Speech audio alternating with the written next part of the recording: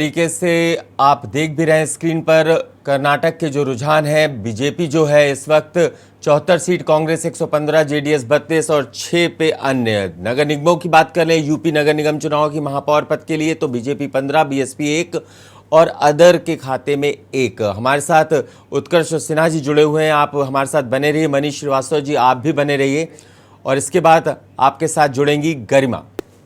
नमस्कार, के news India पर आपका स्वागत है। मैं हूं आपके साथ गरिमा वाजपेयी। एक तरफ यूपी निकाय चुनाव के नतीजे आज घोषित हो रहे हैं, जहां पर रुझान सामने आने शुरू हो चुके हैं, तो वहीं दूसरी ओर कर्नाटक में कर्नाटक का किंग कौन होगा, इसको लेकर महाकवरेज के न्यूज पर लगातार जारी है। वहीं आप हमारे टीवी स्क्रीन पर नतीजे सबसे साफ और सबसे आसान तरीके से देख सकते हैं। हमारे टीवी स्क्रीन के सबसे ऊपर एक तरफ जहां हमने नगर निगम के नतीजों को आपको दिखाना शुरू कर दिया है, एक तरफ रुझान अभी से आना शुरू हो चुके हैं। बीजेपी 15 सीटों पर नगर निगम की आगे दिखाई दे रही है। 17 में से 15 सीटों पर भारतीय जनता पार्टी बढ़त बनाते हुए आगे है। सपा का अब तक खाता नहीं खुला है। वहीं नगर पंचायत और नगर अध्यक्ष की बात करें तो कमल फिलहाल सबसे आगे खेलता हुआ दिखाई दे रहा है। लेकिन इन सब के बीच एक बड़ी खबर आगरा से आपको बताते हैं, जहां पर आगरा की मेयर सीट पर बीजेपी आगे दिखाई दे रही है। माफ कीजिएगा, बसपा की बढ़त बरकरार है। मेयर सीट पर आगरा की बसपा की बढ़त जो है वो बरकरार है। तो इस वक्त की ये बड़ी खबर आपको हम बता रहे हैं, आगरा की मेयर सीट पर बसपा आगे नजर आ रही है। इस वक्त की बड़ी जानकारी, एक तरफ जहां नगर निगम में 17 में से 15 पर बीजेपी, तो वहीं एक बीएसपी की सीट है जिसमें आगे है बीएसपी, और आगरा की मेयर सीट पर बीएसपी की बढ़त बरकरार। इस वक्त की बड़ी खबर आपको हम बता दें, यानी बीएसपी इस सीट पर आगे दिखाई दे रही है। और इसी खबर पर अब बातचीत करेंगे अलग अलग मेहमानों से। हमारे साथ लगातार लोग बने हुए हैं। महाकवरेज एक तरफ चुनाव को लेकर हम कर रहे हैं, तो वहीं दूसरी ओर आपको बता दें कि अलग अलग मेहमान हैं जिनका रुख कर लेते हैं। एक तरफ लखनऊ से मनीष श्रीवास्तव जी हमारे साथ में हैं, वहीं चीफ एग्जीक्यूटिव एडिटर उत्कर्ष सिन्हा जी भी लगातार बने हुए हैं। सबसे पहले मनीष जी का रुख कर लेते हैं। मनीष जी, एक सीट है जहां पर आगरा में बसपा बढ़त बनाए हुए है, जबकि बाकी की सीटों पर बीजेपी फिलहाल आगे दिखाई दे रही है। आपकी आवाज नहीं आ रही है, अनम्यूट करें। गरिमा, आपको बता दें कि जिस तरह से आगरा में जो देखने को मिल रहा है, क्योंकि बहुजन समाजवादी पार्टी की मेयर प्रत्याशी आगे चल रही हैं, इसका सबसे बड़ा फैक्टर अगर हम कहें तो उत्तर प्रदेश की राजनीति में जातिगत समीकरण बहुत महत्व रखते हैं।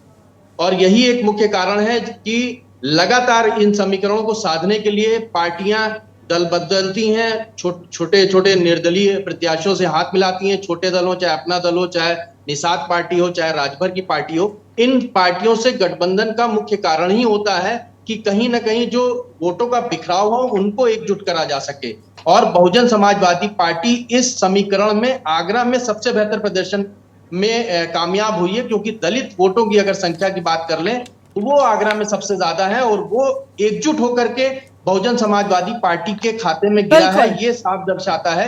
बिल्कुल बिल्कुल मनीष जी, आपके पास लौटेंगे। इसी बीच बड़ी जानकारी सामने आ रही है कानपुर की घाटमपुर नगर पंचायत की बात करें तो फिलहाल सपा प्रत्याशी आगे दिखाई दे रही है। सपा प्रत्याशी चंद्रकांति को यहां पर बताया जा रहा है वोट मिले हैं। और वहीं रायबरेली की बात करें तो यहां पर बीजेपी आगे है। इस वक्त की बड़ी खबर, गौरीगंज नगर पालिका में भारतीय जनता पार्टी फिलहाल आगे दिखाई दे रही है। इस वक्त की बड़ी खबर, अलग अलग सीटों के नतीजे सामने आ रहे हैं। कानपुर की घाटमपुर नगर पंचायत में समाजवादी पार्टी फिलहाल आगे नजर आ रही है। समाजवादी पार्टी के प्रत्याशी चंद्रकांति को 1256 वोट मिले हैं। इस वक्त की बड़ी खबर आपको हम बता रहे हैं, रायबरेली शिवगढ़ नगर पंचायत में बीजेपी आगे है। यानी अगर निकाय चुनावों पर मुख्य तौर पर नजर डालें तो उत्तर प्रदेश में निकाय चुनाव के नतीजों में सपा और बीजेपी के बीच मुकाबला देखने को मिल रहा है, जबकि बसपा कुछ सीटों पर तो आगे है। तीसरे नंबर पर बसपा है, वहीं कांग्रेस पार्टी सिर्फ कुछ सीटों पर ही है और चौथे नंबर पर नजर आ रही है। लेकिन सबसे आगे बीजेपी फिलहाल उत्तर प्रदेश में निकाय चुनावों में दिखती हुई नजर आ रही है। और आपको बता दें कि 17 में से 15 सीटों पर बीजेपी है। नगर निगम की 17 सीटें हैं जिनमें बीजेपी फिलहाल सबसे आगे रुझानों में नजर आ रही है। कानपुर की बात करें तो घाटमपुर नगर पंचायत में समाजवादी पार्टी फिलहाल आगे दिखाई दे रही है। सपा प्रत्याशी चंद्रकांति को यहां पर 1256 वोट मिले हैं, तो 1256 वोट यहां पर सपा प्रत्याशी को मिले हैं। रायबरेली शिवगढ़ नगर पंचायत की बात करें तो यहां पर भी जो बीजेपी का प्रत्याशी है वो आगे है। फिलहाल गौरीगंज नगर पालिका में भी बीजेपी आगे। कानपुर की घाटमपुर नगर पंचायत में समाजवादी पार्टी आगे है। इस वक्त की बड़ी खबर आपको बता रहे हैं, आज यूपी निकाय चुनाव के नतीजों का दिन है और नतीजों में एक तरफ यूपी की बात करें तो बीजेपी आगे दिखाई दे रही है, जबकि कुशीनगर से भी अहम रुझान सामने आ रहे हैं। नगर पंचायत तमकुही में भारतीय जनता पार्टी आगे है। देखिए हमारे टीवी स्क्रीन पर सबसे आसान तरीके से आप नतीजों को समझ सकते हैं। आज नगर निगम, नगर पालिका और नगर अध्यक्ष अलग अलग हमने यहाँ पर स्क्रीन पर आपको दिखाया है। सबसे ऊपर नगर निगम के नतीजे हैं, जहां पर 17 सीटें नगर निगम की आज यूपी में जिन पर नतीजे आ रहे हैं, जिनमें से 15 पर बीजेपी काबिज होती हुई रुझानों में नजर आ रही है। सपा 0 पर बनी हुई है, बीएसपी 1 पर आगे है, जबकि कांग्रेस भी खाता अब तक खोल नहीं सकी रुझानों में। वहीं नगर पालिका 199 में से 52 पर कमल खिलता हुआ दिखाई दे रहा है और नगर पंचायत की बात करें तो 82 पर कमल खिलता हुआ। हालांकि अब तक शुरुआत में हमने देखा समाजवादी पार्टी की साइकिल जो है वो दौड़ते हुए दिखाई दे रही थी, लेकिन अब समाजवादी पार्टी की साइकिल की रफ्तार धीमी पड़ गई है। नगर अध्यक्ष की बात करें तो 33 पर सिमट गई, जबकि नगर पंचायत में 82 बीजेपी का और 58 यानी रफ्तार यहां पर भी साइकिल की धीमी हो गई। जबकि नगर निगम में तो अब तक खाता ही नहीं खुला, यानी रुझानों में खाता तक नहीं खुल सकी, एक भी सीट पर बढ़त नहीं बना सकी है समाजवादी पार्टी। लगातार भारतीय जनता पार्टी का कब्जा उत्तर प्रदेश में निकाय चुनाव में जीत पर साफ तौर पर दिखाई दे रहा है। नगर पंचायत तमकुही में भारतीय जनता पार्टी ही सबसे आगे है। देखिए ये निकाय चुनाव के नतीजे आपको हम बता रहे हैं, जो रुझानों के तौर पर फिलहाल सामने आ रहे हैं। ये रुझान नतीजों में तब्दील होते हैं किस हद तक, ये भी आपको दिखाएंगे। लेकिन दूसरी ओर हमारी ही टीवी स्क्रीन पर आप नीचे कर्नाटक के नतीजे भी देख सकते हैं। ये कर्नाटक दक्षिण का द्वार कहा जाता है और इस द्वार से प्रवेश होगा दक्षिण में अगर कांग्रेस जीत जाती है, क्योंकि आप नतीजे देख पा रहे हैं। देखिए कर्नाटक का किंग कौन, इस पर बात करेंगे, लेकिन उससे पहले मिर्जापुर की 96 विधानसभा सीट पर उपचुनाव हुआ था और यहां पर भी जो है वो रुझान सामने आने शुरू हो चुके हैं। मिर्जापुर की 96 सीट पर 8वें राउंड में सपा की कीर्ति कोल को 20,467 वोट मिले हैं। इस वक्त की बड़ी खबर आपको बता दें, अपना दल एस रिंकी कोल को 17,927 वोट मिले, यानी अब तक यहां पर अपना दल का कब्जा था, लेकिन अब सपा प्रत्याशी फिलहाल मतों में आगे निकल गई है। सपा प्रत्याशी ने कीर्ति कोल को उतारा था, जबकि बात करें अपना दल एस की तो यहां पर राजू कोल की पत्नी को चुनावी मैदान में अपना दल एस ने उतारा था और भारतीय जनता पार्टी ने अपने सहयोगी अपना दल एस का पूरा समर्थन दिया था। लेकिन अब इन उपचुनावों में समाजवादी पार्टी अपना दल एस को पछाड़ते हुए फिलहाल आगे दिखाई दे रही है। समाजवादी पार्टी के प्रत्याशी कीर्ति कोल 2540 मतों से फिलहाल आगे नजर आ रही है। मिर्जापुर की 96 विधानसभा सीट पर उपचुनाव का यह नतीजा फिलहाल अब कितना आगे बढ़ेगा ये भी आपको हम बताएंगे। लेकिन 8वें राउंड की अगर बात करें तो सपा की कीर्ति कोल को 20,000 से ज्यादा वोट मिले हैं, जबकि अपना दल एस की रिंकी कोल 17,927 वोटों पर सिमट कर रह गई है। ये बड़ी खबर, कीर्ति कोल समाजवादी पार्टी के प्रत्याशी आगे है। एक तरफ निकाय चुनाव, दूसरी ओर यहां पर उपचुनाव भी हुआ था 2 सीटों पर। एक तरफ मिर्जापुर की 96 सीट थी, दूसरी ओर रामपुर की स्वार सीट पर चुनाव हुआ था और ये दोनों ही सीटें बेहद अहम मानी जा रही हैं। इन उपचुनावों में नतीजे क्या कुछ कहेंगे ये भी आपको बता रहे हैं। अपना दल एस की रिंकी कोल जो कि राजू कोल की फिलहाल पत्नी है और उनको जो मत है वो कम मिला है, जबकि सपा प्रत्याशी कीर्ति कोल 2500 मतों से फिलहाल बढ़त बनाए हुए हैं। मिर्जापुर की 96 का यह नतीजा, ये रुझान आपको हम बता रहे हैं। तो ये टीवी स्क्रीन पर आप देख सकते हैं, एक तरफ हम आपको बड़ी खबरें बता रहे हैं, दूसरी ओर निकाय चुनाव के नतीजे आपको हम इस स्क्रीन पर सबसे आसान ढंग से समझाने का प्रयास कर रहे हैं। देखिए लगातार ये आंकड़े बदलते जा रहे हैं। वहीं दूसरी ओर इसी बीच कर्नाटक चुनाव से जुड़ी एक बड़ी खबर सामने आ रही है। इस वक्त की बड़ी खबर का रुख कर लेते हैं। कर्नाटक के भी आज चुनावी नतीजे और बेहद अहम होंगे, जहां पर कर्नाटक में डीके शिव कुमार चुनाव जीते हैं। इस वक्त की बड़ी खबर आपको हम बता दें, कांग्रेस से सीएम पद के दावेदार हैं डीके शिव कुमार। इस बार बहुत ज्यादा काम किया, लेकिन अपना हक मांगेंगे कि नहीं, क्योंकि कहीं ना कहीं अगर कांग्रेस पार्टी जीत जाती है, ऐसे में कांग्रेस पार्टी के सामने 2 बड़े नाम होंगे जिनको लेकर जो है वो संशय बना हुआ है कि अगर कर्नाटक कांग्रेस के पाले में जाता है तो मुख्यमंत्री कौन होगा। बड़े चेहरे हैं 2, हालांकि वो बाद की बात है, लेकिन अब तक कांग्रेस पार्टी बढ़त बनाए हुए है अपनी सीट पर। फिलहाल पद के दावेदार जो डीके शिव कुमार है, उन्होंने चुनाव जीत लिया है। इस वक्त की बड़ी खबर आपको बताते हैं, कनकपुरा सीट से चुनाव जीते कर्नाटक कांग्रेस के अध्यक्ष डीके शिव कुमार। और डीके शिव कुमार ने इस बार कर्नाटक में जोरदार मेहनत की, लगातार वो लोगों के बीच जा रहे थे और जीत की इस बात कह रहे थे। और अब फिलहाल अपनी सीट पर चुनाव डीके शिव कुमार ने जीत लिया है, लेकिन उनकी पार्टी कांग्रेस पार्टी किस हद तक बढ़ती है और कर्नाटक की किंग बनती है नहीं, इस पर लगातार महाकाव्य जारी है। फिलहाल 118 सीटों के साथ में कांग्रेस पार्टी कर्नाटक में बढ़त बनाते हुए सबसे आगे दिखाई दे रही है, यानी जादुई आंकड़ा 113 का उसके पार है। और अब यहां पर जेडीएस जो किंग मेकर के तौर पर साफ तौर पर बनने का प्रयास कर रही थी, कुमारस्वामी काफी खुश नजर आ रहे थे, वो कहीं ना कहीं जो खेल है वो बदलता हुआ दिखाई दे रहा है, क्योंकि बीजेपी लगातार आंकड़ों में कर्नाटक में पिछड़ रही है, जबकि यूपी निकाय चुनाव में उसका आंकड़ा बढ़ता ही जा रहा है। ऐसे में भारतीय जनता पार्टी के लिए मुश्किलें जरूर हैं। उत्तर प्रदेश में भले ही दबदबा निकाय चुनावों में कायम रहे, लेकिन कर्नाटक में कांग्रेस का आगे बढ़ना बीजेपी के लिए आने वाले चुनावों में मुसीबतों का अंबार लगना है। इसी पर विस्तार से बातचीत और साथ ही साथ स्क्रीन पर नजर डालिए। एक तरफ दाईं तरफ आप देखेंगे तो लगातार नगर पंचायत और नगर पालिका के दाईं और बाईं तरफ हम आपको नतीजे दिखा रहे हैं, जबकि हमारे स्क्रीन पर सबसे ऊपर आपको नगर निगम के नतीजे देखने को मिल रहे हैं। और कर्नाटक का रण क्या कुछ कह रहा है, यह हमारी टीवी स्क्रीन पर आप नीचे की पट्टी में देख सकते हैं।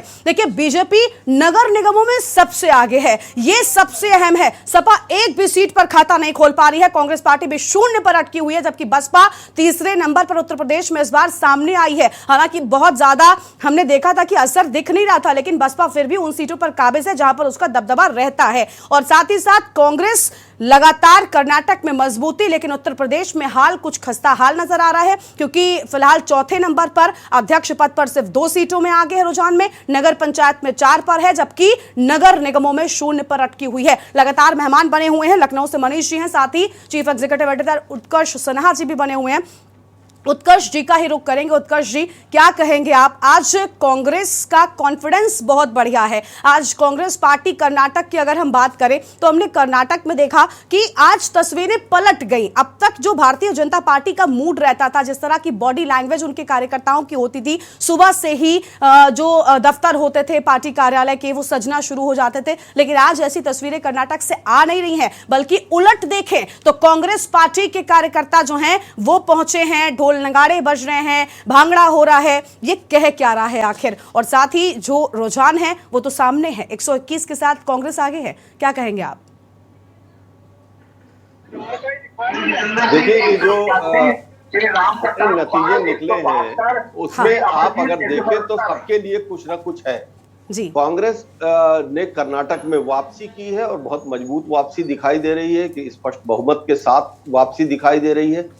भारतीय जनता पार्टी ने उत्तर प्रदेश के निकाय चुनाव में बहुत अच्छा प्रदर्शन किया है, और समाजवादी पार्टी के दृष्टि से भी आपको एक अच्छी खबर यह है कि 2 सीटों पे जो उपचुनाव हो रहे थे वो दोनों सीटें वो छीनने की स्थिति में आ गई है सत्ताधारी गठबंधन से। लेकिन मैं एक महत्वपूर्ण चीज और देख रहा हूं कि अभी हमने ये बताया, हमारे संवाददाताओं ने ये बताया कि मेरठ की सीट पे एआईएमआई का प्रत्याशी लीड कर रहा था। ये एक बहुत महत्वपूर्ण बात इसलिए है, और समाजवादी पार्टी के नेताओं को खासतौर से इसके बारे में सोचना चाहिए, क्योंकि जो ओवैसी की पूरी राजनीति है उसका केंद्र मुस्लिम वोटर है। समाजवादी पार्टी क्लेम करती है कि उसका सबसे बड़ा वोट ब्लॉक मुसलमानों के भीतर, जो वोटर्स के भीतर एक सबसे बड़ा जो चंक है वो आता है समाजवादी पार्टी को सपोर्ट करने, और बीएसपी ने सबसे ज्यादा मुस्लिम वोटर उतारे इस चुनाव में। तो आगरा में ये दलित मुस्लिम गठजोड़ दिखाई दे रहा है। मेरठ में ये दिखाई दे रहा था कि समाजवादी पार्टी की कैंडिडेट सीमा प्रधान लगातार लीड कर रही थी, और उसके बाद वो एआईएमआई के प्रत्याशी से पिछड़ा नहीं है। इसका मतलब ये है कि कहीं ना कहीं मुस्लिम वोटर्स का एक ब्लॉक तो शिफ्ट हुआ है, और अगर ये शिफ्टिंग चल रही है, अगर ये इंडिकेशन है, तो समाजवादी पार्टी के लिए खतरे की बड़ी घंटी है। अब उत्तर प्रदेश के 2 विधानसभा सीटों के जो उपचुनाव हुए, हालांकि तकनीकी रूप से वहां पर भाजपा नहीं लड़ रही थी, उसकी सहयोगी पार्टी अपना दल एस की सीट थी वो दोनों, और वहां पर वो लड़ रहे थे, लेकिन वहां भी इंडिकेशंस हैं। एक तो आदिवासी क्षेत्र है जो 96 का मिर्जापुर के पास का, वहां पर वोट दरक गया। दूसरी तरफ स्वार सीट जो है रामपुर, जो आजम खां के प्रभाव वाला इलाका माना जाता है। अगर वहां से समाजवादी पार्टी वो सीट वापस छीनने में कामयाब होती है, जैसे कि रुझान आ रहे हैं, जो लीड मिल रही है, तो आजम खां का पॉलिटिकल रेलिवेंस फिर बढ़ेगा, क्योंकि उस सीट पर सारी कमान प्रचार की जो थी, टिकट से लेकर प्रचार तक, वो आजम खां की थी। तो ऐसे में उत्तर प्रदेश की राजनीति के दृष्टि से इन सारे नतीजों को देखें तो ये एक परिवर्तन भी दिखाई देगा, एक चुनौती भी। बीजेपी भले ही अपने मेयर की सारी सीटें रिटेन कर ले और नगर पंचायतों को जीत ले, लेकिन ये 2 उपचुनाव की सीटें हारना उसके लिए भी एक बहुत अच्छी बात नहीं है। और तीसरी तरफ कांग्रेस को अगर बहुमत मिल जा रहा है फाइनली, तो कांग्रेस को अब दक्षिण छोड़ के उत्तर पर ध्यान लगाना पड़ेगा। बिल्कुल, क्योंकि सिर्फ दक्षिण भारत के भरोसे राजनीति नहीं हो सकती। बिल्कुल बिल्कुल। और देखिए, जिस तरह से केंद्र में वो आने का प्रयास कर रहे हैं, केंद्र में लड़ रहे हैं, वो 24 की तैयारी कर रहे हैं, लेकिन कहीं ना कहीं उत्कर्ष ऐसा भी है कि उन्होंने उत्तर प्रदेश पर अभी ज्यादा ध्यान भी नहीं दिया, क्योंकि उनको पता है कि पहले वो अपने पार्टी कार्यकर्ताओं के अंदर एक मनोबल जगाएं। अगर कुछ प्रदेशों में जीत होगी तो कहीं ना कहीं उससे मजबूती आएगी, उसके बाद फिर देखना होगा कि आखिर उत्तर प्रदेश में किस तरह से लड़ना है। ऐसा रहा कुछ, आपके पास लौटेंगे। लेकिन इस बीच बड़ी खबर, 25 सीटों पर वोटों का अंतर महज 500 पहुंचा है। कर्नाटक से ये बड़ी खबर आपको हम बता रहे हैं। हासन सीट पर जेडीएस प्रत्याशी की जीत हो गई है, यानी अब रुझान जो है वो नतीजों में तब्दील होना शुरू हो चुके हैं। कर्नाटक में हासन सीट से जेडीएस का खाता खुल गया है, यानी एक सीट पर जेडीएस ने अपनी जीत सुनिश्चित कर ली है। 25 सीटों पर अभी फिलहाल कांटे की टक्कर नजर आ रही है, लेकिन रुझानों में कांग्रेस पार्टी बढ़त बनाते हुए सबसे आगे दिखाई दे रही है। 113 का जादुई आंकड़ा है जिसको छूना है, लेकिन उससे ऊपर बढ़कर 119 पर रुझानों में फिलहाल कांग्रेस पार्टी आगे है, जबकि बीजेपी 72 पर। लेकिन जेडीएस अपना खाता खोल चुकी है और हासन सीट पर जेडीएस ने अपनी जीत सुनिश्चित कर ली है। इस वक्त की बड़ी खबर आपको हम बता रहे हैं, कर्नाटक में 25 सीटों पर अभी भी कांटे की टक्कर देखने को मिल रही है। ये बड़ी जानकारी। एक तरफ उत्तर भारत में जहां बात करें कांग्रेस पार्टी की तो फिलहाल कमजोर, बहुत कमजोर, लेकिन वहीं दक्षिण भारत के राज्य कर्नाटक में मजबूती के साथ आगे बढ़ते हुए कांग्रेस पार्टी अपने कार्यकर्ताओं के मनोबल को इस बार इस जीत के साथ अगर होती है तो जरूर बढ़ाएगी, और उसके बाद नजर होगी भारत के उत्तर के राज्यों को जीतने की। वहां पर पार्टी की मजबूती की तैयारी की जाएगी। किस तरह से आगे बढ़ेंगे सब आने वाले वक्त में बिल्कुल साफ होगा, लेकिन फिलहाल आज दक्षिण के राज्य कर्नाटक में कांग्रेस पार्टी बढ़त बनाते हुए आगे है, लेकिन एक सीट पर फिलहाल जीत सुनिश्चित हो गई है जेडीएस प्रत्याशी की हासन सीट पर कर्नाटक में। इस वक्त की बड़ी खबर आपको हम बता रहे हैं, और हमारे साथ में बातचीत करने के लिए हमारे प्रधान संपादक दुर्गेंद्र चौहान जी जुड़ चुके हैं। दुर्गेंद्र जी, आज कर्नाटक में कॉन्फिडेंस कांग्रेस का बहुत जोर नजर आ रहा है, लेकिन खाता जेडीएस ने खोला है और एक सीट पर अपनी जीत सुनिश्चित कर ली है। आज इन नतीजों पर आप क्या कहेंगे? निश्चित तौर पर अब जो ट्रेंड दिख रहा है उसमें कांग्रेस पार्टी क्लीन स्वीप करती नजर आ रही है, और इससे बहुत ताकत मिलेगी कांग्रेस पार्टी को, क्योंकि अगर देखा जाए तो दक्षिण का द्वार है कर्नाटक, और दक्षिण के जो राज्य हैं उनमें करीब 130 सीटें लोकसभा की हैं, और उसमें 130 सीटों में पिछली दफा 29 सीटें भारतीय जनता पार्टी ने जीती थी, और 29 में 25 सीटें अकेले कर्नाटक से जीती थी उन्होंने। तो अगर कर्नाटक उनके हाथ से निकलता है और यही ट्रेंड अगर वास्तव में लोकसभा में जाता है तो बीजेपी एक तरीके से दक्षिण में बड़ी मुश्किल में आ जाएगी। लेकिन सबसे बड़ी बात है इस वक्त, जो मैं इस वक्त कहना चाहूंगा, कि कर्नाटक के मतदाताओं ने कुछ मुद्दे सेट कर दिए हैं देश के अन्य भागों में जो चुनाव होने जा रहे हैं, चाहे वो उत्तर भारत के राज्य में विधानसभा चुनाव में मध्य प्रदेश, छत्तीसगढ़, राजस्थान और उसके बाद फिर हरियाणा। तो कुल मिलाकर अगर देखा जाए तो जो उत्तर भारत के राज्य हैं उनके लिए कुछ मुद्दे उन्होंने सेट कर दिए दक्षिण भारत के लोगों ने। उसमें महंगाई, सर्वाधिक 32% लोगों ने कर्नाटक में महंगाई पर वोट दिया है, 24% लोगों ने बेरोजगारी पर वोट दिया है, इसके बाद 17% लोगों ने भ्रष्टाचार पर वोट दिया है। तो एक तरीके से मूल मुद्दे जो महंगाई, बेरोजगारी, भ्रष्टाचार, स्वास्थ्य, तमाम चीजें इस तरह के निकल कर आई हैं। तो जहां धर्म का राजनीति में एक तरीके से अगर देखा जाए तो गुजरात से धर्म और राजनीति का जो एक गठजोड़ बना, और फिर उत्तर प्रदेश उसकी सबसे बड़ी प्रयोगशाला के रूप में आया, धर्म और राजनीति को एक तरीके से घोट कर, कुल मिलाकर कह दिया कि घोट कर एक ऐसा मिक्सचर बनाया कि सारे राजनीतिक दल धड़ाम हो गए। लेकिन कर्नाटक इस मिक्सचर को अलग कर रहा है, धर्म इससे अलग कर रहा है, राजनीति से अलग कर रहा है, और एक मूल मुद्दों की राजनीति कर्नाटक से एक तरीके से अंकुरित हो रही है। अब ये कितनी उत्तर भारत में परकुलेट करती है, उत्तर भारत में कितना आगे उत्तर भारत के मतदाता मूल मुद्दों पर वोट देते हैं, ये देखने वाली बात होगी। लेकिन कर्नाटक में पूरे देश को एक मुद्दों की राजनीति पर वोट देने की एक दिशा जरूर दिखाई। बिल्कुल बिल्कुल। देखिए, और अगर कर्नाटक की बात करें ना दुर्गेन जी, तो पढ़े लिखे लोग रहते हैं, वहां का जो स्तर है शिक्षा का वो भी काफी अच्छा है, और ये भी काफी कुछ तय करता है क्योंकि ऐसे लोग मुद्दों पर बात करते हैं। कोशिश अगर बात की जाए, आप मुझे लगता है इस बात से सहमत होंगे कि ध्रुवीकरण और धार्मिक राजनीति की बिल्कुल अंतिम दौर में भी करने की गई। खुद भारतीय जनता पार्टी ने बजरंग दल बैन वाले मुद्दे को भुनाने का भरपूर प्रयास किया, लेकिन जो रुझान है अब ऐसा लग रहा है कि बजरंग बली की कृपा तो कांग्रेस पर ही होने लगी।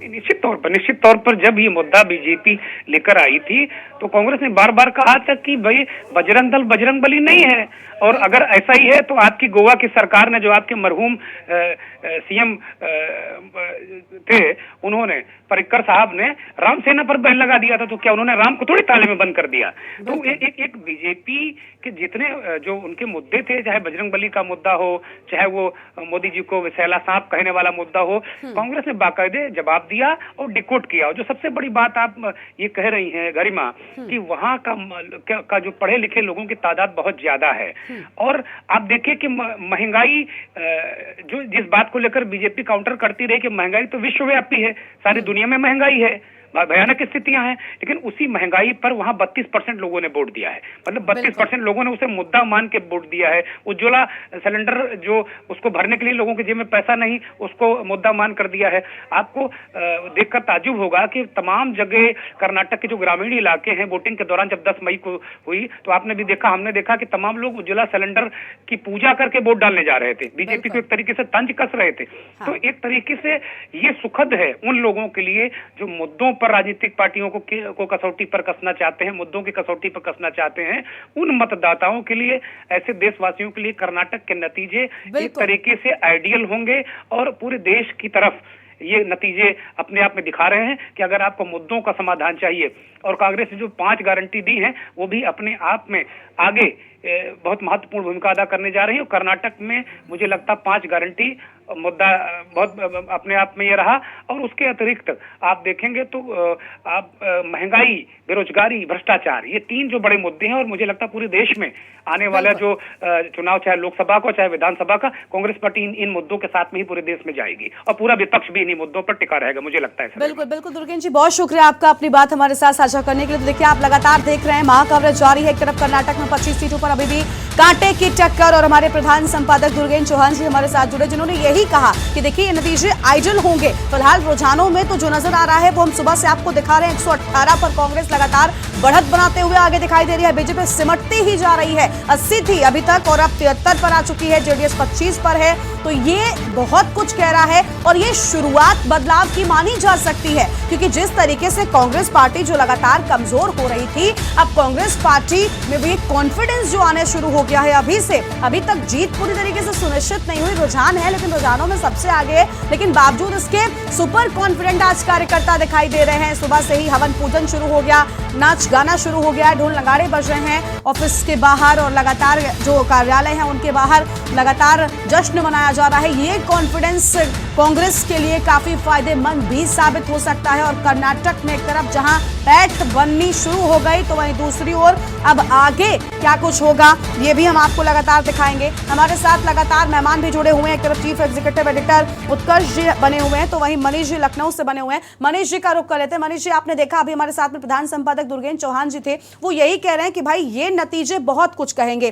क्योंकि पिक्चर भले 24 में रिलीज होनी है, लेकिन ट्रेलर इसी को माना जा रहा है। और कर्नाटक के चुनाव के नतीजे और ज्यादा अहम है, क्योंकि आने वाले वक्त में जिन राज्यों में चुनाव है, कहीं ना कहीं उन पर इन नतीजों का असर बहुत ज्यादा पड़ेगा। बिल्कुल गरिमा, आपने सही कहा कि ये एक तरह से सेमीफाइनल को माना ही जा रहा है। जिस तरह से लोकसभा चुनाव है उसका सेमीफाइनल है ये, और नगर निकाय के चुनाव में जिस तरह से रुझान आ रहे हैं वो निश्चित तौर से जहां बीजेपी का मनोबल बढ़ाएंगे, वहीं अगर हम कर्नाटक की बात करें वहां के रुझान से कहीं ना कहीं बीजेपी जो है वो बैकफुट पर नजर आएगी। कि जो जमीनी मुद्दे थे, लगातार कर्नाटक की अगर बात कर लें तो ऑपरेशन लोटस चलाया गया था और फिर सत्ता बदल गई थी और बीजेपी सत्ता में आ गई थी कर्नाटक में। लेकिन अब ये नतीजे बता रहे हैं कि जनता का जो रुझान है वो कांग्रेस की तरफ ज्यादा है। और उत्तर प्रदेश की बात करें तो यहाँ पर कांग्रेस लगभग सफाया है। कांग्रेस हाशिए पर जा चुकी है उत्तर प्रदेश में। उत्तर प्रदेश में उसको आने के लिए बहुत जमीनी स्तर पर मेहनत करनी पड़ेगी। लगातार अगर प्रियंका गांधी की बात करें तो वो भी यहाँ पर उत्तर प्रदेश की कमान उन्होंने संभाली। बिल्कुल। इसी बीच बड़ी खबर, कुशीनगर नगर पंचायत में गिनती लगातार जारी है। इस वक्त की बड़ी खबर, नगर पंचायत तमकुही में भारतीय जनता पार्टी फिलहाल आगे दिखाई दे रही है। इस वक्त की बड़ी खबर आपको बता दें, नगर पंचायत सेवरही में भारतीय जनता पार्टी फिलहाल आगे है। अहम जानकारी, लगातार जो गिनती है वो जारी है और नतीजे सामने आना शुरू हो रहे हैं। फिलहाल रुझान है। और कर्नाटक की बात करें तो कांग्रेस का क्लीन स्वीप साफ तौर पर दिखाई दे रहा है। सबसे आगे कांग्रेस सबसे बड़ी पार्टी बनकर उभरी है। आज कांग्रेस के लिए ये दिन बेहद अहम माना जा रहा होगा, क्योंकि एग्जिट पोल्स पर भी अगर नजर डालें तो सारे एग्जिट पोल्स में लगभग कांग्रेस पार्टी बहुमत के आंकड़े को पार कर सबसे आगे नजर आई थी। लेकिन अब ये एग्जिट पोल्स एग्जैक्ट पोल में कितना तब्दील होंगे ये तो खैर जब नतीजे स्पष्ट हो जाएंगे तब बताएंगे। लेकिन उसके पहले आपको बता दें कि फिलहाल रुझानों में भी सबसे आगे कांग्रेस पार्टी दिखाई दे रही है। दूसरी ओर उत्तर प्रदेश के निकाय चुनाव की बात करें तो भारतीय जनता पार्टी यहां पर बढ़त बनाते हुए सबसे आगे दिखाई दे रही है। शुरुआत की बात करें तो समाजवादी पार्टी ने टक्कर दी थी, काफी आगे भी चल रही थी, लेकिन अब सभी जगहों पर पीछे है। नगर पालिका की सीटों की बात करें, 31 सीटों पर फिलहाल रुझानों में आगे दिख रही है। माफ कीजिएगा, पीछे है। 31 सीटों पर समाजवादी पार्टी सिमटी हुई है, जबकि 61 के साथ कमल खिलता हुआ दिखाई दे रहा है। और नगर पंचायत में 94 सीटों पर भारतीय जनता पार्टी के प्रत्याशी बढ़त बनाए हुए। महज 60 सीटों पर साइकिल चलती हुई दिखाई दे रही है, जबकि नगर निगम में अब तक ये 0 पर आंकड़ा अटका हुआ है।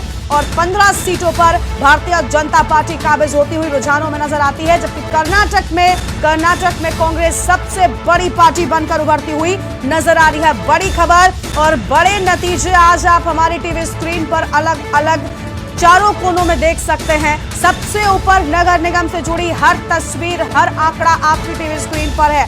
और नगर पालिका, नगर पंचायत के नतीजे भी आप देख सकते हैं। नगर पालिका में 61 सीटों पर कमल और 94 अध्यक्ष पद की सीटों पर कमल खिलता हुआ दिखाई दे रहा है। अब वापस से चलते हैं मनीष जी की ओर। मनीष जी, देखिए हम लगातार बात कर रहे हैं, आज का दिन कांग्रेस पार्टी के लिए बहुत अहम होगा। उत्तर भारत पर या उत्तर प्रदेश के इन निकाय चुनावों की बात कर लें तो उतनी तैयारी, क्योंकि पहले से जानती थी कि अभी फिलहाल उसको ध्यान कहां पर लगाना है। कांग्रेस पार्टी ने अपनी पूरी कोशिश, अपनी पूरी ताकत कर्नाटक में झोंकी और आज उसका नतीजा रुझानों में हम सबके सामने है।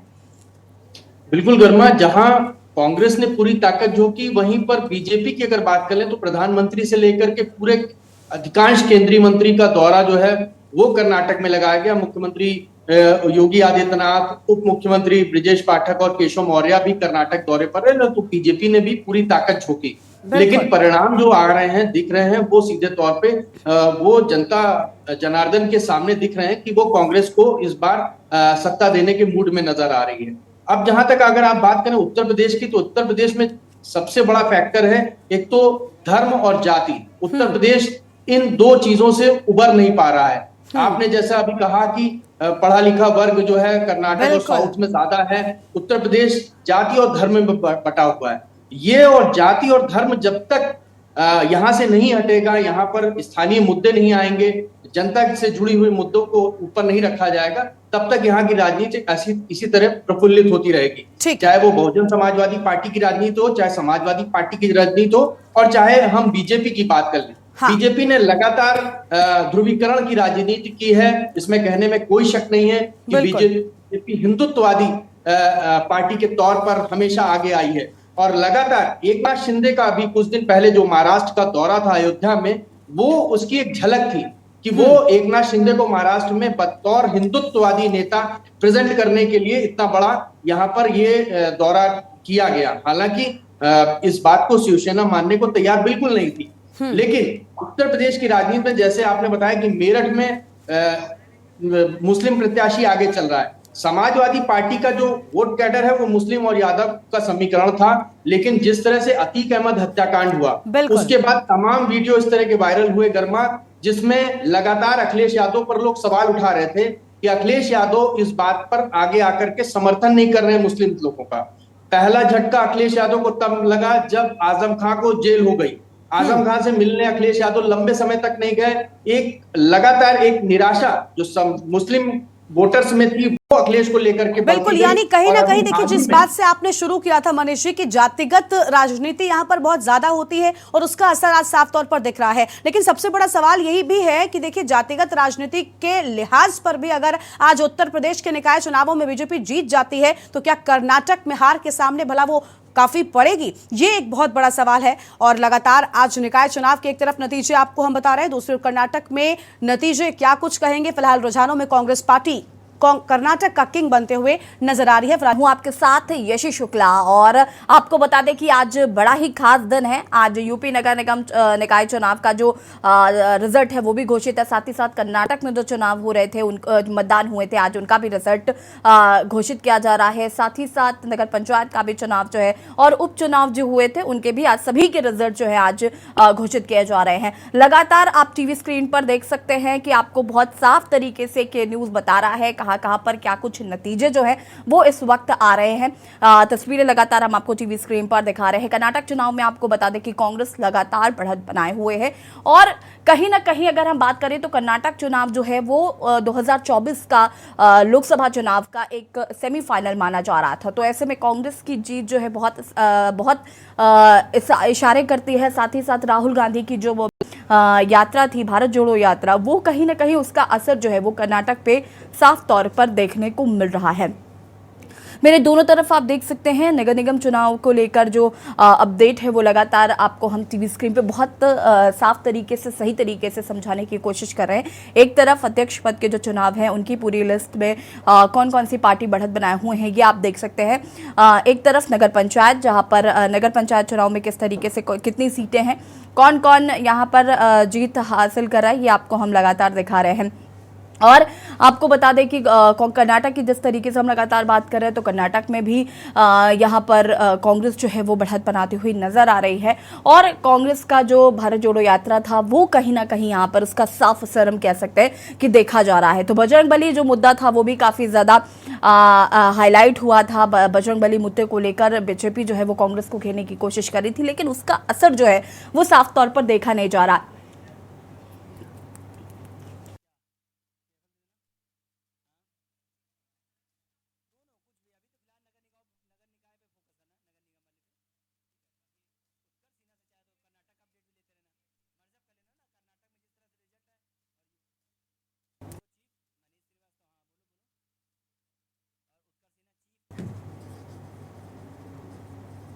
और हमारे साथ ब्यूरो चीफ मनीष श्रीवास्तव जी लगातार बने हुए हैं और चीफ एग्जीक्यूटिव एडिटर उत्कर्ष सिन्हा जी लगातार हमारे साथ बने हुए हैं। शुरुआत में करना चाहूंगी मनीष जी आपसे, यूपी निकाय चुनाव जो तस्वीरें हैं बहुत साफ हो चुकी है। हम कह सकते हैं लगभग हम देख रहे हैं कि बीजेपी जो है वो बढ़त बनाती हुई नजर आ रही है।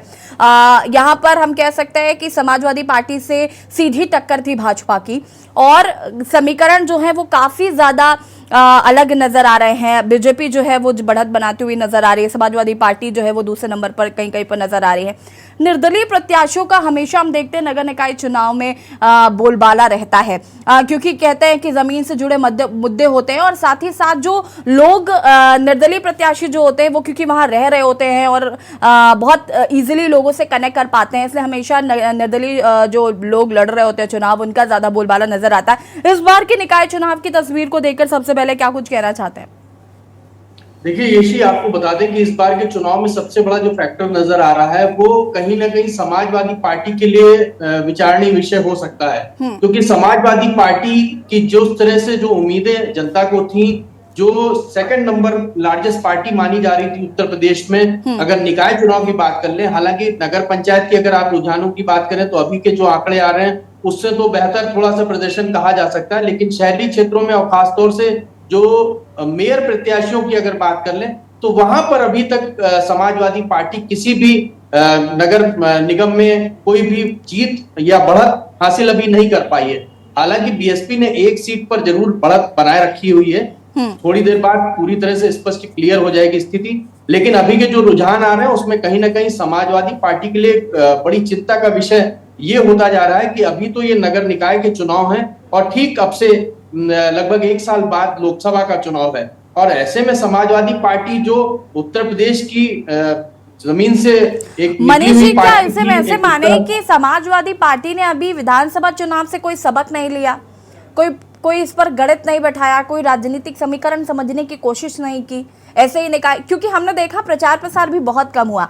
बीजेपी की ये बहुत बड़ी कह सकते हैं यूएसपी है कि जिस तरीके से कोई भी चुनाव हो, छोटे से छोटा चुनाव हो, मुख्यमंत्री योगी आदित्यनाथ मैदान में होते हैं और ये एक बड़ी बात होती है कि हमारे जो मुख्यमंत्री हैं वो जनता के बीच है। इसका असर जो है वो मुझे लगता है साफ तौर पर हम चुनाव में देख रहे हैं। बिल्कुल यशी, मुख्यमंत्री योगी आदित्यनाथ ने लगातार कई जिलों में जाकर के दौरे के जनसभाएं की। वहीं अगर आप अखिलेश यादव से कंपैरिजन करें तो अखिलेश यादव ने बमुश्किल थोड़ी बहुत जरूर जनसभाएं करी, लेकिन कोई बड़े स्तर पे, जबकि उनको तो मुख्यमंत्री योगी आदित्यनाथ से ज्यादा जनसभाएं करनी थी क्योंकि वो विपक्ष में है। बिल्कुल। उनको तो अधिक मेहनत करके दिखाना चाहिए था कि हम जनता के साथ हैं, जनता के मुद्दों के साथ खड़े हुए हैं, जनता को जो सहूलियत हो रही है उसके लिए हम लड़ रहे हैं और जनता अगर हमको वोट देती है तो हम उसके साथ कंधे से कंधा मिलाकर खड़े हैं। लेकिन अखिलेश यादव कहीं ना कहीं समाजवादी पार्टी इस काम में पीछे रह गई और सबसे बड़ा फैक्टर था कि शिवपाल यादव अब अखिलेश यादव के साथ आ चुके थे। बिल्कुल। ऐसे में अखिलेश यादव के हाथ मजबूत थे।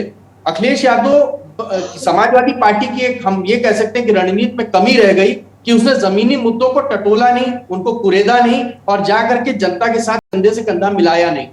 मुस्लिम फैक्टर की बात कर रही है, यादव फैक्टर की बात करें, उस पे वो उसको बहुत ज्यादा कॉन्फिडेंट था, लेकिन मुस्लिम वोटर्स कहीं ना कहीं छिटक के जा रहा है।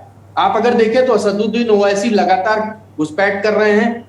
मायावती की बात कर लें तो मायावती के साथ भी थोड़ा सा मुस्लिम फैक्टर जा रहा है और बीजेपी तो लगातार पसमंदा समाज की बात कर रही थी। हालांकि अतीक हत्याकांड के बाद से थोड़ा मुस्लिम फैक्टर जो बीजेपी जिसको कैप्चर कर पाई थी वो छिटकने के कगार पे आ गया, लेकिन फिर भी उसके जो हिंदुत्ववादी और जो ध्रुवीकरण की राजनीति है वो बीजेपी उसमें कहीं ना कहीं सक्सेस हुई है। और ये आंकड़े ये साफ तौर से जता रहे हैं कि अगर समाजवादी पार्टी इन आंकड़ों से भी अभी सबक नहीं लेती है तो आने वाले समय में उसकी स्थिति और भी चिंतनीय हो जाएगी और भी उसको आकलन करना पड़ेगा। नहीं तो समाजवादी पार्टी की धीरे धीरे करके जो उत्तर प्रदेश में स्थिति थी वो बहुत कमजोर हो जाएगी।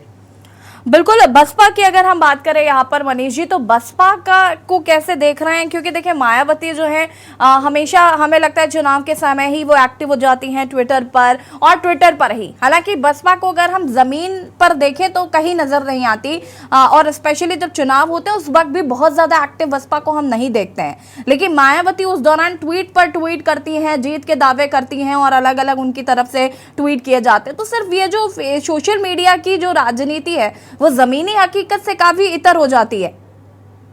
देखिए यशी, दो चीजें यहाँ पर समझनी है। एक तो मायावती अगर हम कहें तो वो दलित वोट बैंक की वजह से ही उन्होंने उत्तर प्रदेश में शासन किया सबसे पहले। और दलित वोट बैंक्स की अगर बात कर लिए तो उसमें अधिकांश जो वोटर्स हैं वो ट्विटर या सोशल मीडिया पर एक्टिव नहीं है, क्योंकि उतने ज्यादा लिटरेसी फैक्टर अगर हम बात कर ले तो जो बहुजन समाजवादी का जो वोटर है वो उतना ज्यादा पढ़ा लिखा नहीं हो सकता। एक वर्ग जरूर अब बहुत ज्यादा बढ़ चुका है समाजवादी बहुजन समाजवादी पार्टी का, लेकिन मायावती ट्विटर से बाहर आ ही नहीं रही है। वो हर चीज में ट्वीट करती हैं। मनीष जी, मैं वापस आऊंगी आपके पास, उसके बाद उत्कर्ष जी आपका रुख करूंगी। इसी बीच कानपुर से बड़ी खबर आपको बता देते हैं। कानपुर मेयर सीट पर बीजेपी की बढ़ी बढ़त। आपको बता दें कि प्रमिला पांडे आगे चढ़ रही है। बीजेपी की प्रमिला पांडे 34,769 वोटों से आगे है। बीजेपी की प्रमिला पांडे की बढ़त बरकरार है। BJP 34,769, Sapa Kanpur mayor seat पर बीजेपी की बढ़ी बढ़त। बता दें कि बीजेपी की प्रमिला पांडे 34,769 वोटों से आगे छोड़ रही हैं। प्रमिला पांडे आपको बता दें कि पिछली बार की भी मेयर है और इस बार अगर जीती है तो दूसरी बार वो कानपुर की मेयर होंगी। 51,543, सपा कांग्रेस 26,355, यानी कि पहले नंबर पर बीजेपी लगातार अपनी बढ़त बनाती हुई आगे बढ़ रही है। साथ ही साथ समाजवादी पार्टी जो है वो दूसरे नंबर पर है और तीसरे नंबर पर कांग्रेस है। बीजेपी की प्रमिला पांडे 34,769 वोटों से आगे चल रही हैं।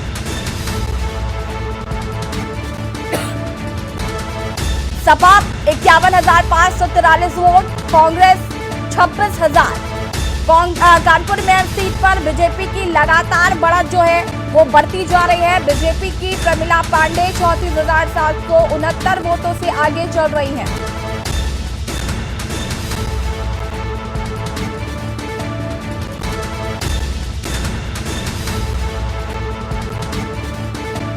और हमारे साथ उत्कर्ष Sinha ji, chief executive editor लगातार बने हुए हैं। उत्कर्ष जी, मैं आपसे ये समीकरण यहाँ पर जरूर समझना चाहूंगी। जिस तरीके से प्रमिला पांडे बढ़त बनाते हुए आगे चल रही हैं, ये शॉकिंग पिछली बार नहीं था, लेकिन इस बार इसलिए है क्योंकि बीजेपी यहाँ पर दो फाड़ में नजर आई। अगर हम बात करें तो यहाँ पर एक और जहां पर सतीश महाना विधानसभा अध्यक्ष प्रमिला पांडे के पक्ष में नजर आए और लगातार उनके लिए उन्होंने वोट अपीलिंग भी की, तमाम चीजें देखने को मिली, तो वहीं दूसरी तरफ एक सिरा जो है वो प्रमिला पांडे के अगेंस्ट था। यहाँ तक कि सुनने में ये भी आया कि अलग दलों के लिए वोटिंग मांगी जा रही थी, लेकिन प्रमिला पांडे के लिए वोटिंग नहीं मांगी जा रही थी। ये चीजें जो है देखने को मिली। उसके बावजूद भी प्रमिला पांडे आगे चल रही है, 34,700 कुछ वोटों से आगे चल रही है, एक बड़ा आंकड़ा तय करती हुई नजर आ रही है। उत्कर्ष जी, अनम्यूट कर लीजिएगा प्लीज, आपकी आवाज नहीं आ रही। हेलो जी जी, कंटिन्यू करिए। हाँ, ये जो लीड मिली है प्रमिला पांडे को, ये अब बहुत डिसाइसिव है, ये एक बहुत बड़ी लीड है। अब मान लेना चाहिए कि इस लीड को कवर अप कोई विपक्षी नहीं कर पाएगा। बीजेपी में दो फाड़ की बात आपने कही। देखिए, इस चुनाव में एक और बात हुई कि बीजेपी में बगावत बहुत हुई। बिल्कुल, सिर्फ कानपुर में नहीं बल्कि बहुत सारे जिलों में बगावत हुई, और पहली बार ऐसा किया था भारतीय जनता पार्टी ने कि उन्होंने बागी नेताओं को सीधे पार्टी से निकालने का, जिले जिले में निकाले और उसको बाकायदा उसकी सूची जारी करके निकाली। तो लेकिन ये एक बड़ा संदेश था कि पार्टी के भीतर गुटबाजी नहीं होने दी जाएगी। दूसरी तरफ भारतीय जनता पार्टी के 25 वरिष्ठ मंत्रियों की जिलों में ड्यूटी लगाई गई थी। आपने जैसा कहा कि सतीश महाना कानपुर में एक्टिव थे, वो विधानसभा अध्यक्ष हैं, वो टेक्निकली अब उनको पार्टी से अलग मानना चाहिए, लेकिन वो भारतीय जनता पार्टी के नेता हैं, बड़े नेता हैं। बिल्कुल। और कानपुर में तो बहुत प्रभावी है। तो लोगों ने मेहनत की और उसका नतीजा ये हुआ कि ढेर सारे फैक्टर। और आप देखिए कि कानपुर में प्रचार का जब आखिरी दिन था, उस वक्त खुद योगी आदित्यनाथ वहां पर कैंपेन कर रहे थे। तो ये सारे फैक्टर्स काम करते हैं। और रह गया सवाल, जब पार्टी बड़ी होती है, जब पार्टी सत्ता में होती है और लगातार सत्ता में होती है, तो असंतोष तो होता ही है। अब असंतोष हुआ, लेकिन उसको अगर काउंटर करने में पार्टी कामयाब हो गई तो जाहिर सी बात है कि ये संगठन की नेतृत्व की कामयाबी कही जानी चाहिए कि जो असंतुष्ट लोग थे वो काम नहीं कर पाए, जिससे जो नुकसान नहीं कर पाए जो वो करना चाहते थे।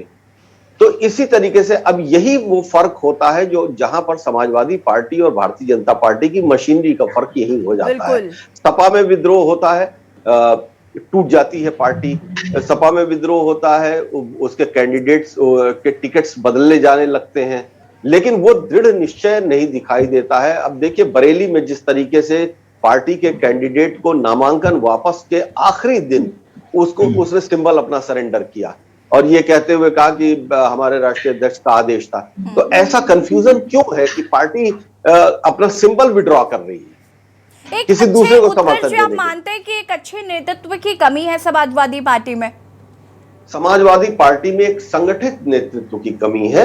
समाजवादी पार्टी में एक सीनियर लेवल पर एक थिंक टैंक की कमी है, जिसको कि इन सारी चीजों का ध्यान रखने की जरूरत है और चुनाव के पहले की हड़बड़ियों से बचते हुए, क्योंकि अब इसके बाद सबसे बड़ी चुनौती है लोकसभा चुनाव। मुख्यमंत्री पद से हटने के बाद अगर देखिए तो अखिलेश यादव का पहले नगर निगम वक्त का चुनाव पार्टी बिखरी हुई थी, उसके बाद फिर लोकसभा चुनाव 2019 के, फिर 2022 के विधानसभा चुनाव और अब 2023 में स्थानीय निकाय का चुनाव लगातार आ रहे। विधानसभा चुनाव में थोड़ा बेहतर प्रदर्शन जरूर किया था अपने पहले के प्रदर्शन की तुलना में, 100 से ज्यादा सीटें जीती, वो अलग बात है, सरकार नहीं बना पाए। और राजनीति में आप कितना भी करीब जाएं, लेकिन अगर आप सत्ता में नहीं जा पाते हैं तो आपके सारी करीबी व्यर्थ है।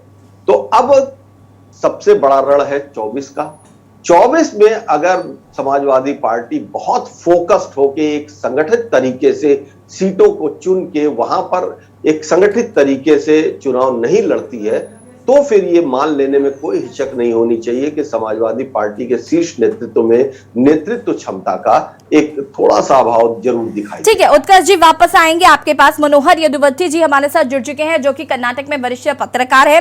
मनोहर जी, बहुत बहुत स्वागत है आपका। कर्नाटक की मैं सबसे पहले तो स्थिति पर आपकी प्रतिक्रिया लेना चाहूंगी। जिस तरीके से कांग्रेस लगातार बढ़त बनाती हुई नजर आ रही है, जादुई आंकड़े को भी कांग्रेस ने पार कर लिया है। अगर हम यहाँ पर बात करें तो क्या राहुल की जो भारत जोड़ो यात्रा है वो प्रभावशाली नजर आई? हो सकता है जरूर, क्यों बोले तो पहले भारत यात्रा के बाद में भी वो बहुत सारे रैली में भाग लिए, पब्लिक मीटिंग में भाग लिए और लोगों के साथ मिलना जुलना हो गया। और उससे से ज्यादा ये एंटी इनकम से फैक्टर लगता है बहुत काम किया है। हमेशा कर्नाटक में किसको सत्ता में आने से ज्यादा किसको भगाना के बारे में लोग ज्यादा मन चाहते हैं। शायद इस बारे में भी, इस तरफ भी लोग इस बहुत सुनिश्चित किया था बीजेपी वालों को भगाने के लिए। शायद एंटी इनकम फैक्टर बहुत बड़ा काम किया है अभी कर्नाटक में। मनोहर जी, ये एंटी इनकम्बेंसी फैक्टर जो हुआ है, इसके पीछे क्या वजह आप देखते हैं? क्या वहां की जो सरकार थी वो बहुत अच्छा डिलीवरी मैकेनिज्म नहीं बना पाई, या करप्शन बहुत बड़ा इशू था? क्या था ये इशू? डॉक्टर उत्कर्ष जी, कर्नाटक के बारे में जब बात करते हैं मजे की बात है, और ये पॉलिटिकल पोल हिस्ट्री भी है। 1978 से हर टेन्योर में जो भी सत्ता में थे उसको वो हार गए हैं। और इसमें अभी इस मौके पर या जरूर करप्शन बहुत बड़ा मुद्दा था। और कॉन्ट्रैक्टर्स एसोसिएशन का प्रेसिडेंट ही खुद प्राइम मिनिस्टर को लिखा था यहाँ 40% कमीशन ले रहे हैं करके। उसके बारे में आज अभी तक पीएमओ से एक खत उत्तर भी नहीं है और कुछ निर्णय भी नहीं है। और लोगों मन में भी बहुत नाराजी थे जो सत्ता थे, और वो बिना कुछ कारण से अल्पसंख्यक के बारे में बहुत बोलते रहते थे, और कहीं जो मुद्दा नहीं है उसको मुद्दा बनाने के लिए चाहते थे। लगता है वो सब उसके खिलाफ काम। मनोहर जी, मैं आपसे लेकिन ये भी जानना चाहूंगी कि एक लंबा रोड शो प्रधानमंत्री नरेंद्र मोदी ने किया, करीब 36 किलोमीटर लंबा एक रोड शो उनके द्वारा किया गया, 2 भागों में बांटा गया। एक रोड शो उनका 26 किलोमीटर का था और दूसरा 10 किलोमीटर का। प्रधानमंत्री की कहते हैं एक अलग छवि है, प्रधानमंत्री की जो बातें हैं वो लोगों को बहुत ज्यादा इफेक्ट करती हैं, लेकिन कर्नाटक चुनाव में तो ये काफी ज्यादा उल्टे इसके रिजल्ट आ रहे हैं। तो क्या वो जो मोदी फैक्टर है वो काम ही नहीं किया? जी जरूर जरूर। देखिए, गुजरात में क्या कुछ हो सकता है वो बात अलग है, लेकिन कर्नाटक है, वो इसलिए रोड शो करना पड़ा है। वो डेस्परेट हो गए थे, उसको मालूम था। वो 4 इंटरनल सर्वे किए थे और चारों सर्वे में भी वो हार गए थे, इसलिए वो थोड़ा बहुत लास्ट मिनट कोशिश करने के लिए, इमोशनल ड्राइव करने के लिए आए थे, लेकिन वो भी काम कुछ नहीं किया। मनोहर जी, एक और जिज्ञासा है जो आपसे हम समझना चाहेंगे कि कर्नाटक में पिछले दिनों हिजाब का मुद्दा बहुत जबरदस्त तरीके से। उत्कर्ष जी, मैं माफी के साथ आपको यहाँ पर रोकना चाहूंगी, और इसी बीच झांसी मेयर सीट का आया रिजल्ट। आपको बता दें कि झांसी मेयर सीट पर बीजेपी की जीत हुई है। बड़ी खबर आपको इस वक्त की बता रहे हैं, बीजेपी के बिहारी लाल चुनाव जीते। बड़ी खबर झांसी से, झांसी मेयर सीट पर बीजेपी की जीत दर्ज। आपको बता दें कि बीजेपी के बिहारी लाल चुनाव जीत चुके हैं। इस वक्त की बड़ी और अहम खबर आपको हम झांसी से बता रहे, जहां पर झांसी मेयर सीट पर बीजेपी की जीत हुई दर्ज। बीजेपी के बिहारी लाल ने जीत दर्ज की है। झांसी मेयर सीट पर बीजेपी की जीत दर्ज। बीजेपी के बिहारी लाल, आपको बता दें कि विजयी घोषित। झांसी मेयर सीट पर बीजेपी की जीत दर्ज हो चुकी है। उत्कर्ष जी, अपनी बात को पूरा कर सकते हैं आप। मैं मनोहर जी ये समझना चाह रहा था कि एक तो जो हिजाब वाला मुद्दा बीजेपी के नेताओं ने बहुत उठाया और उसको लेके कर्नाटक में बहुत अनरेस्ट रहा काफी टाइम तक। उसके बाद माइनॉरिटी रिजर्वेशन का एक इशू आया जिसको लेकर के काफी पॉलिटिक्स हुई। और चुनाव खत्म होते होते, कैंपेन खत्म होते होते जय बजरंगबली आ गया, बजरंग दल और बजरंगबली। तो एक जो ये कम्युनल लाइन के ऊपर बीजेपी की जो पूरी पॉलिटिक्स थी, ये कर्नाटक में फेल हो गई, ये तो दिखाई दे रहा है। लेकिन क्या जब ये हो रहा था तब भी कर्नाटक के लोग इन इश्यूज के साथ खुद को कनेक्ट नहीं कर रहे थे? जरूर डॉक्टर उत्कर्ष जी, यहाँ कर्नाटक के और एक इंटरेस्टिंग हालत ये है। देखिए एमपी यूपी राजस्थान में क्या होगा, लोगों की सोच क्या होगा, जितना कट्टरपंथी है बात अलग है। यहाँ भी कुछ इलाके हैं जैसे कोस्टल कर्नाटक है, एक सेंट्रल कर्नाटक है, वहाँ थोड़ा बहुत बीजेपी बजरंग दल उनका बहुत जोरदार चलता रहता है और ये आपस में कांग्रेस के साथ मारपीट होते रहते हैं। लेकिन आम आदमी का या हर पूरा जनरल अगर आप स्टेट के बारे में अगर बता दिए तो लोग उतना खमदल नहीं है मेंटली थॉट प्रोसेस में, और ये उसको बढ़ाने के लिए बहुत कोशिश कर रहे थे वो शायद। और इसके साथ साथ ये लिंगायत के खिलाफ ये कुछ लोग की जगदीश शेट्टर को टिकट नहीं दिए, लक्ष्मण सवदी को टिकट नहीं दिए, और लिंगायत भी वो स्ट्रॉन्ग बेसिन था बीजेपी का, कित्तूर कर्नाटक कल्याण कर्नाटक जो हम कहते हैं, वहां इनका बहुत जबरदस्त सीट मिलते थे, वहां सब उल्टा पलटा हो गया। देखिए संतोष जी आके हम बताया हम ये लिंगायत पार्टी करके नहीं सोचेंगे, हिंदुत्व के थियरी से हम उसको बढ़ा लेंगे और कोई व्यक्ति का महत्व नहीं है, वो इनडायरेक्टली बीएस येडियुरप्पा के खिलाफ बात कर रहे थे। और ये डेफिनेटली लिंगायत के मन में ये सोच आ जाएगी ना, अगर हम लिंगायत लोग इतने सपोर्ट करके आ रहे हैं यार, हमके खिलाफ ये सब काम कर रहे हैं, फिर हम इसको वोट देने का क्या जरूरत है? ये definitely it's anti BJP vote by Lingayats, sizeable section of Lingayats voted against BJP, तो there is no doubt about it.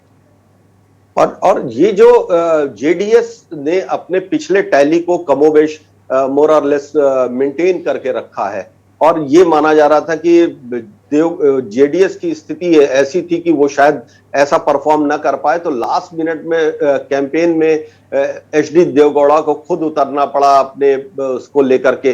तो जेडीएस क्या अपना बेस बनाए रखने में कामयाब हो गई, या उसने भी कुछ फर्क डाला है बीजेपी के इस नुकसान में?